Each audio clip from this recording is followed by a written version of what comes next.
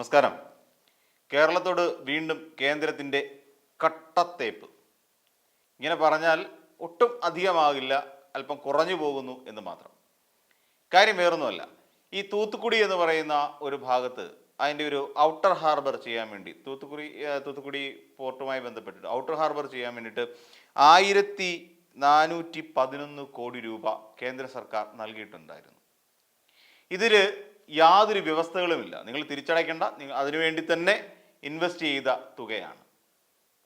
എന്നാൽ കേരളത്തോട് മാത്രം ഈ BJP സർക്കാരിന് വല്ലാത്ത ഒരു ചൊറിച്ചിലാണ് എന്ന് പറഞ്ഞാലും തെറ്റൊന്നുമില്ല. കുറയത്തില്ല, കുറയത്തേ ഉള്ളൂ. കാര്യം വേറൊന്നുമല്ല, ഈ വയബിലിറ്റി ഗ്യാപ്പ് ഫണ്ട് എന്ന് പറയുന്ന ഒരു സംഭവമുണ്ട്. ഈ വയബിലിറ്റി ഗ്യാപ്പ് ഫണ്ട് എന്ന് പറഞ്ഞാൽ ഓൾമോസ്റ്റ് എല്ലാവർക്കും അറിയാം. അതായത് ഒരു ലാഭകരമല്ലാത്ത ഒരു കാര്യം, അതിൻ്റെ അടിസ്ഥാന സൗകര്യ വികസനത്തിന് വേണ്ടിയിട്ട് അനുവദിക്കുന്ന തുകയാണ്. അതായത് സ്വകാര്യ നിക്ഷേപകർക്ക് നിക്ഷേപിക്കാനുള്ള ഒരു അവസരം ഒരുക്കുന്ന, അല്ലെങ്കിൽ അതിലൂടെ കേന്ദ്രം നൽകുന്ന ഒരു സഹായധനമാണ് വയബിലിറ്റി ഗ്യാപ്പ് ഫണ്ട് എന്ന് പറയുന്നത്. അതിനെ ചുരുക്കത്തിൽ VGF എന്ന് നമുക്ക് വിളിക്കാം. അപ്പോൾ ഈ VGF ഈ ഒരു കരാർ ഉണ്ടാക്കിയ സമയത്ത്, അതായത് 2015 ഈ കരാർ വരുന്നതെന്ന് ആലോചിച്ച് നോക്കണം. അപ്പോൾ ഇങ്ങനൊരു കരാർ പ്രകാരം സംസ്ഥാന സർക്കാർ ഇതിൻ്റെ ലാഭത്തിൽ നിന്ന് 80% മാത്രം കൈപ്പറ്റുക, ബാക്കി വരുന്ന 20% തുക കേന്ദ്രത്തിന് തിരിച്ചടയ്ക്കുക. പ്രതിമാസമായിട്ടോ ഇയർലി ആയിട്ടോ എങ്ങനെയാണെന്ന് വെച്ചാൽ ഏകദേശം 2060 വരെ നമ്മൾ ഈ തുക തിരിച്ചടച്ചുകൊണ്ടിരിക്കണം. അതാണ് അതിൻ്റെ ഒരു പ്രശ്നം. അതായത് നമുക്ക് ലാഭമൊക്കെ കിട്ടി വരണമെന്നുണ്ടെങ്കിൽ ഏകദേശം 2034 എടുക്കും. 15 മുതൽ തന്നെ ഇത് അടച്ചു തുടങ്ങണം എന്നുള്ള ഒരു വ്യവസ്ഥയൊക്കെ ഉണ്ടായിരുന്നു. ആക്ച്വലി ഈ വയബിലിറ്റി ഗ്യാപ്പ് ഫണ്ടിൻ്റെ ഇടപാടെന്ന് പറഞ്ഞാൽ കരാറുകാരൻ ആരാണ്? അതായത് അദാനിയാണ് അതിൻ്റെ പോർട്ടിൻ്റെ കരാറുകാരൻ, ചെയ്യുന്ന ആൾ. ആ കരാറുകാരനും പിന്നെ ഇതിനകത്തുള്ളതെന്ന് വെച്ച് കഴിഞ്ഞാൽ കേന്ദ്ര സർക്കാർ, അതോടൊപ്പം തന്നെ ഈ പറയുന്ന പോലെ ബാങ്ക്, ഈ ഫണ്ട് ഇഷ്യൂ ചെയ്യുന്ന ബാങ്ക്, ഇങ്ങനെയാണ് അതിൻ്റെ ഒരു സ്ട്രക്ചർ. അതൊക്കെ വിട്ടുമാറിക്കൊണ്ട് കേന്ദ്രത്തിലേക്ക് മാത്രം ഇത് കോൺസെൻട്രേറ്റ് ചെയ്യുക. അതായത് ഈ തുക അനുവദിച്ചിരിക്കുന്ന കേന്ദ്രമാണെന്നും അതുകൊണ്ട് തന്നെ ഈ വയബിലിറ്റി ഗ്യാപ്പ് ഫണ്ടിൻ്റെ തിരിച്ചടവ് വരുന്നത് കേന്ദ്രത്തിന് മാത്രമായിരിക്കും എന്നുള്ള തരത്തിലേക്ക് അതിനെ ഒന്ന് പരിഷ്കരിച്ച്, അല്ലെങ്കിൽ വേറിട്ട രീതിയിലാണ് അത് അടയ്ക്കേണ്ടത്. കേരളം അടച്ചിരിക്കണം. അതായത് നമുക്ക് അറിയാം, വിഴിഞ്ഞമാണ് നമ്മുടെ ഒരു പോർട്ട് എന്ന് പറഞ്ഞാൽ. അപ്പോൾ വിഴിഞ്ഞം പോർട്ടുമായി ബന്ധപ്പെട്ടിട്ടാണ് ഈ അദാനി ഗ്രൂപ്പൊക്കെ അതിനകത്ത് ഇടപാടുകാരാകുന്നത്. അപ്പോൾ ഈ ഫണ്ട് നമ്മൾ തിരിച്ചടച്ചേ പറ്റൂ. നമുക്കറിയാം കേന്ദ്രം ഏതൊക്കെ രീതിയിലാണ് നമ്മളെ ഇങ്ങനെ ബുദ്ധിമുട്ടിക്കുന്നത് നമുക്കറിയാം. എവിടെയെങ്കിലും ബുദ്ധിമുട്ടിക്കാൻ ഒരു അവസരം കിട്ടുകയാണെങ്കിൽ അത് അവസരം ഒട്ടും പാഴാക്കാതെ വേണ്ട വിധത്തിൽ വിനിയോഗിക്കുകയും ചെയ്യും. ഇപ്പം നമുക്കറിയാം, ഈ കഴിഞ്ഞ നമ്മുടെ ചൂരൽമല മുണ്ടക്കൈ ദുരന്തവുമായി ബന്ധപ്പെട്ട് നമുക്ക് എന്ത് തന്നിട്ടുണ്ട് എന്ന് ചോദിച്ചാൽ പലപ്പോഴായിട്ട് എന്തൊക്കെയോ ഇച്ചിരിച്ചേ തന്നിട്ടുണ്ട്. നമ്മളൊരു വിശദമായൊരു പ്രോജക്റ്റ് റിപ്പോർട്ട് കൊടുക്കുകയും ചെയ്തിരുന്നു. എന്നിട്ട് പോലും അതിൻ്റെ 7 അയലത്തെടുക്കാൻ പോലുമുള്ള തുക നമുക്ക് അനുവദിക്കുന്നില്ല കേന്ദ്രം. അത് വേറെ സത്യാവസ്ഥയാണ്. പ്രിയങ്ക ഗാന്ധി പറഞ്ഞു ഇവിടെ സംസ്ഥാന സർക്കാർ ഒന്നും ചെയ്യുന്നില്ല എന്ന്. ഇപ്പോൾ വേറൊന്നുമല്ല, പ്രിയങ്ക ഗാന്ധി ഇവിടെ വന്നിട്ട് അവിടെ ഇതുമായി ബന്ധപ്പെട്ട്, അതായത് ഫണ്ട് അനുവദിക്കാത്തതുമായി ബന്ധപ്പെട്ട് കളക്ടറേറ്റിലേക്ക് മാർച്ച് നടത്തി. യൂത്ത് കോൺഗ്രസ് പ്രവർത്തകർ എന്തിനാണ് കളക്ടറേറ്റിലേക്ക് മാർച്ച് നടത്തുന്നത്? സംസ്ഥാന സർക്കാരിനെ കുറ്റം പറയാൻ. അല്ലെങ്കിൽ ഇവർ ചെയ്യേണ്ടത് കേന്ദ്ര സർക്കാരിൻ്റെ ഏതെങ്കിലും സ്ഥാപനത്തിലേക്ക് അല്ലേ ഇവർ മാർച്ച് നടത്തേണ്ടിയിരുന്നത്? കളക്ടറിലേക്ക് നടത്തുന്നു, അതവിടെ പോലീസുകാർ ഇടപെടുന്നു, പ്രശ്നമുണ്ടാകുന്നു. അങ്ങനെ പാവം പിടിച്ച മേപ്പാടി ഒരു സ്വകാര്യ ആശുപത്രിയിൽ ഇവരെല്ലാം കൂടെ പോയി ട്രീറ്റ്മെൻറ്റിന് പോകുന്നു യൂത്ത് കോൺഗ്രസ് പ്രവർത്തകർ. അപ്പോൾ ഇപ്പം ആര് പറയും, പ്രിയങ്കാജി വരും എന്നും പറഞ്ഞുകൊണ്ട് കാത്തിരുന്നു.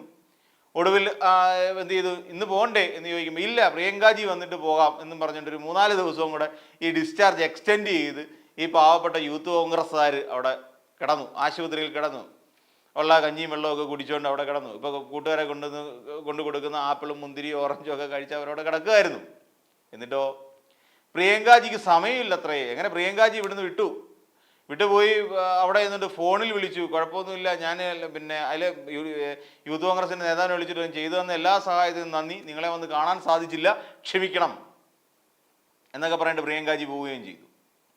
അപ്പം അവിടെ ഇതിനെതിരെ ഞങ്ങളിപ്പോൾ വേണ്ടൊക്കെ ചെയ്തു തരും, ഇവിടെ MP ആയതിനു ശേഷം ഞാനിപ്പോൾ അങ്ങോട്ട് ഇവിടെ മലമറിക്കുമെന്നും പറഞ്ഞിട്ട് ഡൽഹി പോയി കഴിഞ്ഞപ്പോൾ അവിടെ നരേന്ദ്രമോദിയുടെ മുന്നിൽ പോയി പ്രിയങ്കാജിനെ മുട്ടിടിച്ചു. അതുകൊണ്ട് MP-മാരെ എല്ലാം കൂടെ കൂട്ടിക്കൊണ്ട് നടത്താമെന്ന് വിചാരിച്ചുകൊണ്ടിരുന്ന സമരവും വേണ്ടാന്ന് വെച്ചു. ഇവിടെ സംസ്ഥാന സർക്കാരാണ് എല്ലാത്തിനും കുറ്റം. സംസ്ഥാന സർക്കാർ ഒന്നും ചെയ്യുന്നില്ല എന്നാണ് പ്രിയങ്ക ഗാന്ധി പറഞ്ഞിരിക്കുന്നത്. ഇവിടെ എല്ലാവർക്കും പ്രതി ദിവസം 300 രൂപ വീതം അവർക്ക് കൊടുത്തിട്ടുണ്ട്. ഇവിടെ അവരെ പുനരധിവസിപ്പിക്കുന്നതിന് വേണ്ട കാര്യങ്ങൾ സംസ്ഥാന സർക്കാർ ചെയ്തിട്ടുണ്ട്. ഇതൊന്നും പ്രിയങ്കാജിയുടെ കണ്ണിൽ പെടില്ല. അതുകൊണ്ട് സംസ്ഥാന സർക്കാർ തന്നെയാണ് പ്രിയങ്കാജിയുടെ കണ്ണിൽ വലിയ കുറ്റക്കാർ.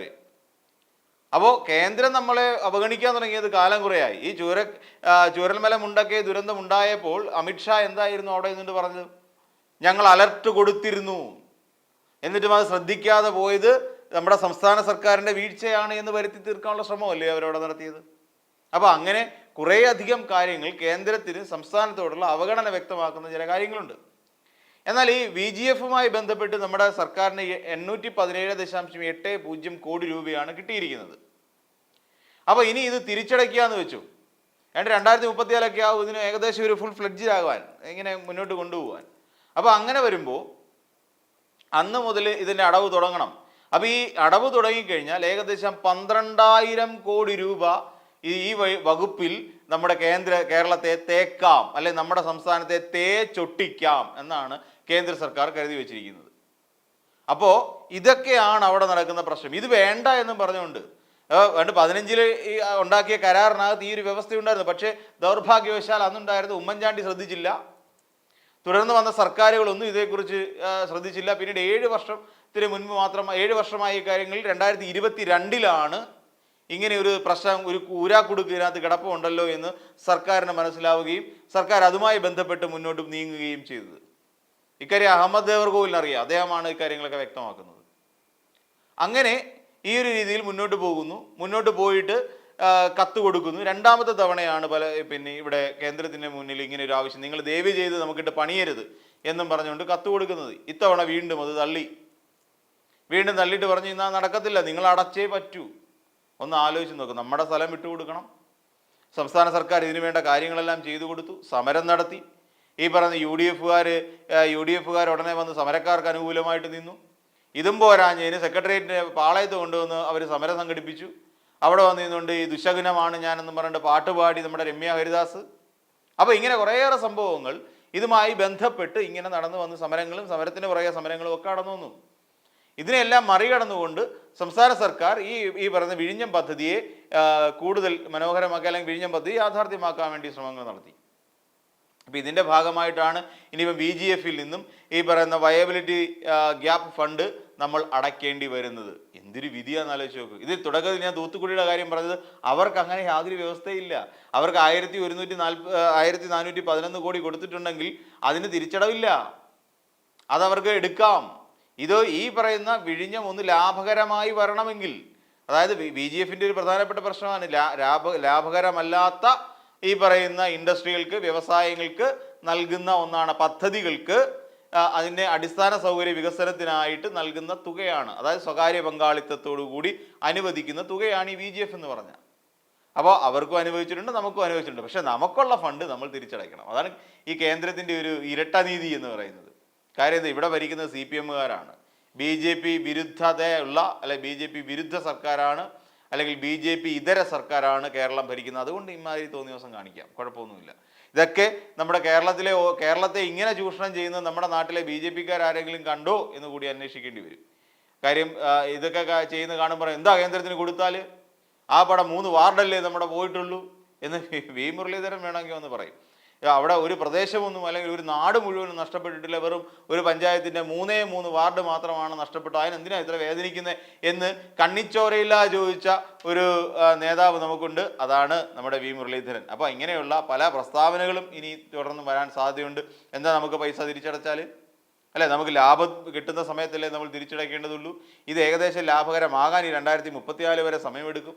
അപ്പോൾ അതിനുശേഷം വീണ്ടും അടവ് തുടങ്ങുമ്പോൾ ഏകദേശം 2060 വരെ നമ്മൾ ഈ പൈസ 20% വെച്ച് അടച്ചുകൊണ്ടിരിക്കണം. അത് ലാഭം കൂടാനുള്ള സാധ്യതയുണ്ട്. അപ്പോൾ അതിൻ്റെ 20% വീണ്ടും അടയ്ക്കുമ്പോൾ ഈ പറയുന്ന ഏകദേശ കണക്കാണ് ഈ 12,000 രൂപ എന്ന് പറയുന്നത്. ഇതൊക്കെ നമ്മൾ കൊടുത്തുകൊണ്ടിരിക്കണം. അങ്ങനെ കേരളത്തോട് കേന്ദ്രം അടുത്ത അനീതി കൂടി കാട്ടിയിരിക്കുന്നു. പ്രതികരിക്കാൻ കഴിയുമെങ്കിൽ പ്രതികരിക്കുക. നമുക്ക് 2 കേന്ദ്രമന്ത്രിമാരുണ്ട്, അല്ലേ, ജോർജ് കുര്യനുണ്ട്, അതോടൊപ്പം തന്നെ നമ്മുടെ സുരേഷ് ഗോപിയൊക്കെ ഉള്ളതല്ലേ. സുരേഷ് ഗോപി ഇവിടെ കൊണ്ടുവന്ന് നാട് നീളെ പ്രധാനമന്ത്രിയെ കൊണ്ടുകിടന്ന് കാണിച്ചതാണല്ലോ. എന്നിട്ടും പ്രധാനമന്ത്രി അന്ന് നാടകമൊക്കെ കളിച്ച് സിനിമാ ഷൂട്ടിങ്ങൊക്കെ കഴിഞ്ഞ് പോയത് നമ്മൾ കണ്ടുകൊണ്ടിരിക്കുകയല്ലേ. അപ്പം ഇങ്ങനെയൊക്കെ നടക്കുന്നുണ്ട് നമ്മുടെ കേന്ദ്രമന്ത്രി എന്ന് പറയേണ്ടി വരും. അപ്പം ഇനിയിപ്പം കേന്ദ്രമന്ത്രി ഇപ്പം നിൽക്കുന്നതെന്ന് വെച്ചാൽ മധുവിൻ്റെ ഇതുമായിട്ട് ബന്ധപ്പെട്ടാണ്, മധു മുല്ലശ്ശേരിയുടെ BJP പ്രവേശനവുമായി ബന്ധപ്പെട്ട് നിൽക്കുകയാണ്. ഇനിയിപ്പം സുരേഷ് ഗോപിയോട് ചോദിക്കണമെങ്കിൽ മധു മുല്ലശ്ശേരിക്ക് സുഖമാണോ, ഊണ് കഴിച്ചോ, ചായ കുടിച്ചോ, ചായക്കൊപ്പം കടി പരിപ്പോടെ ആയിരുന്നോ അതോ പഴംപൊരി ആയിരുന്നോ എന്നൊക്കെ ചോദിക്കേണ്ടി വരുമോ എന്നറിയാൻ വയ്യാത്ത ഒരു ഗതികേടിലാണ് ഇപ്പോഴത്തെ മാധ്യമപ്രവർത്തകരെല്ലാവരും തന്നെ.